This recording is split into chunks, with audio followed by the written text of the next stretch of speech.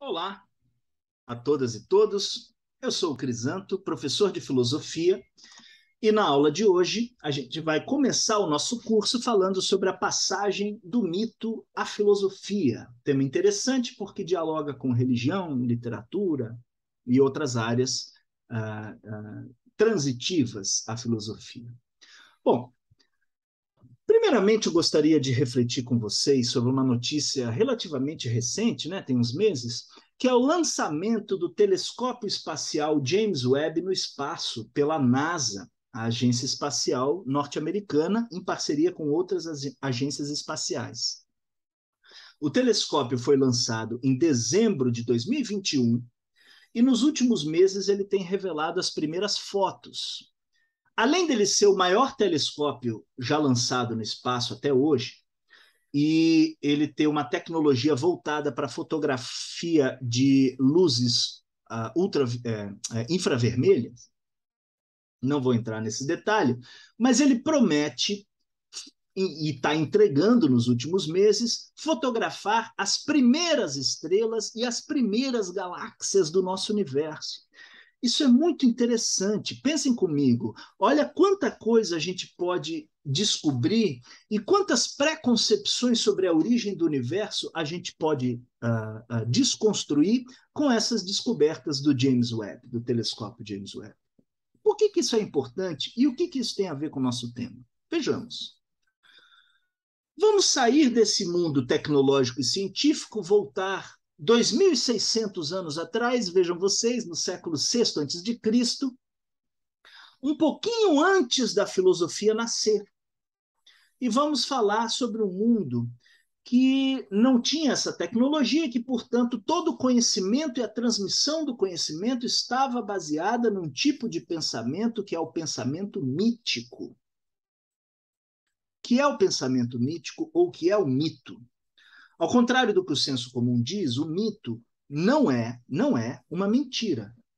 O senso comum pensa assim, não é? O mito é uma mentira, ou o mito é uma pessoa corrupta. A gente fala que uma pessoa que mente é uma pessoa mitômana, mas não é bem assim. O mito é uma coisa mais interessante e complexa do que uma simples mentira.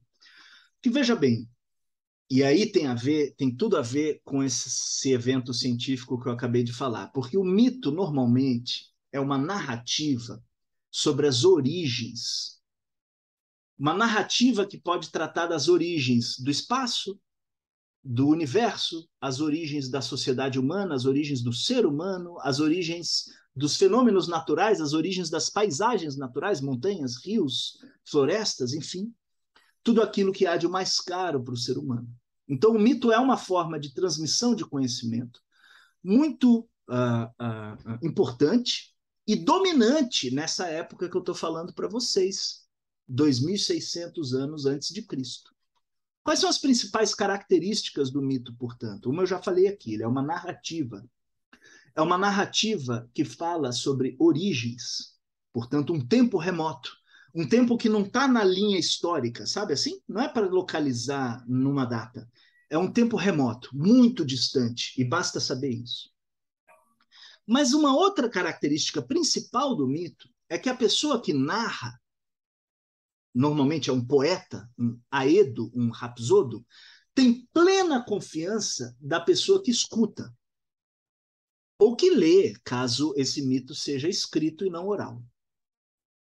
E a pessoa que escuta ou que lê tem plena crença na história narrada, além de confiança no narrador. Assim, as culturas do mundo inteiro formaram a sua primeira manifestação cultural de transmissão do conhecimento, as suas primeiras iniciativas de tradição são formadas por narrativas míticas. Só que no ano, não vou dizer o ano exatamente, mas no século VI a.C., na cidade de Mileto, que a gente fala que fica na Grécia, né? Na verdade, a rigor, ficava na Grécia daquela época. Hoje em dia fica na Anatólia, na atual Turquia.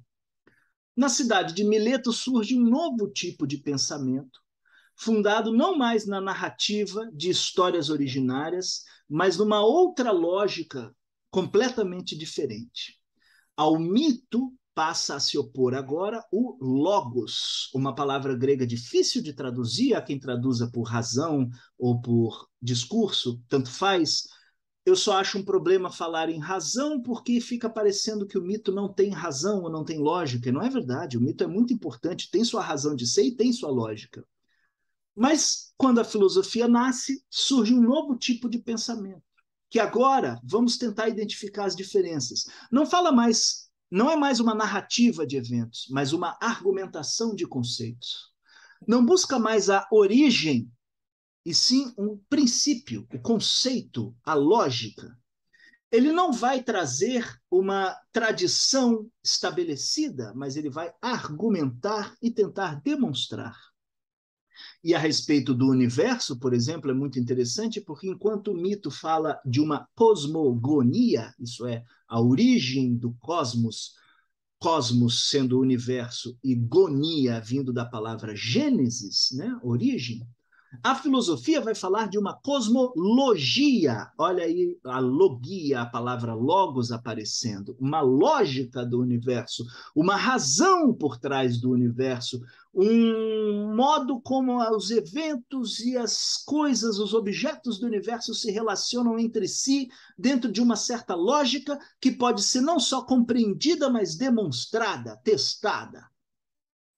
E assim surge a filosofia. O que não quer dizer que a filosofia apague atrás de si a mitologia. Pelo contrário, os dois discursos vão coexistir, e há quem diga que é impossível a cabeça humana prescindir, isso é, abrir mão do mito.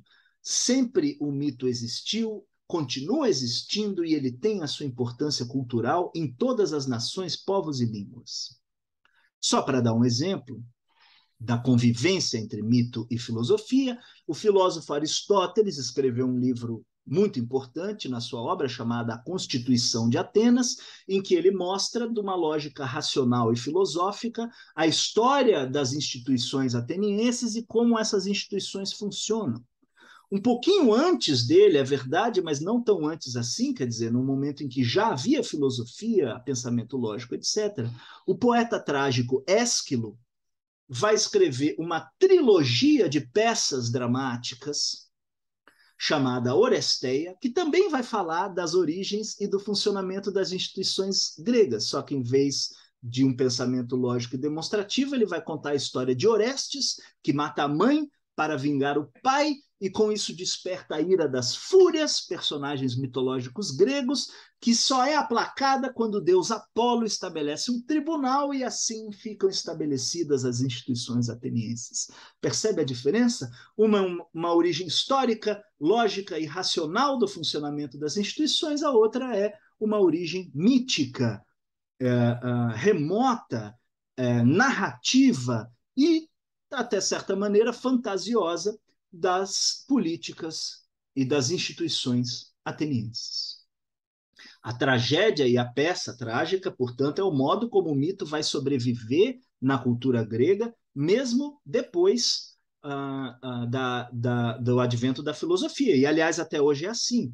A literatura, o cinema e o teatro são espaços de preferência da sobrevivência, digamos assim, da sobrevida do mito e da importância que ele tem até hoje para nós.